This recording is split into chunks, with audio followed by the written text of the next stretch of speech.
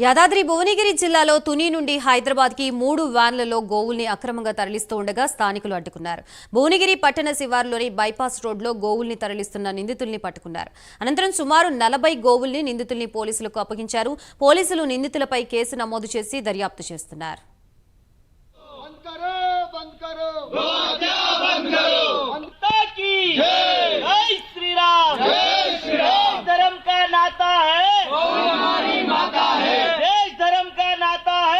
మన Bhuvanagiri town police station లో 3 బొలెరోలు బట్టి ఇప్పుడే పోలీసులకు అప్పచెప్పడం జరిగింది.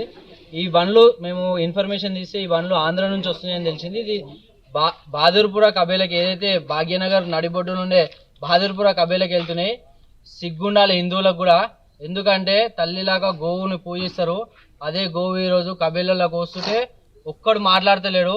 ఇదే బజరంగ్ దళ్, హిందూ వాహిని, విశ్వ హిందూ పరిషత్, ఆర్ఎస్ఎస్ లాంటి కార్యకర్తలు ఏదైతే ఆర్గనైజేషన్స్ ఉన్నాయో వీళ్ళకి తప్ప మిగతా ఉన్న సెక్యులర్ హిందువులకు ఎవరికి వర్తిస్తలేదు.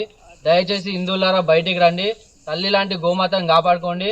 కషాయిలకు ఒక్కటే హెచ్చరిస్తున్నాం, మీరు ఎన్ని దాడులు చేసినా, ఎన్ని అటాకులు చేసినా, ఏం చేసినా, మా మీద తప్పుడు కేసులు పెట్టినా గోరక్షణ మాత్రం బరాబర్ చేస్తాం. మా లక్ష్యం ఒకటి.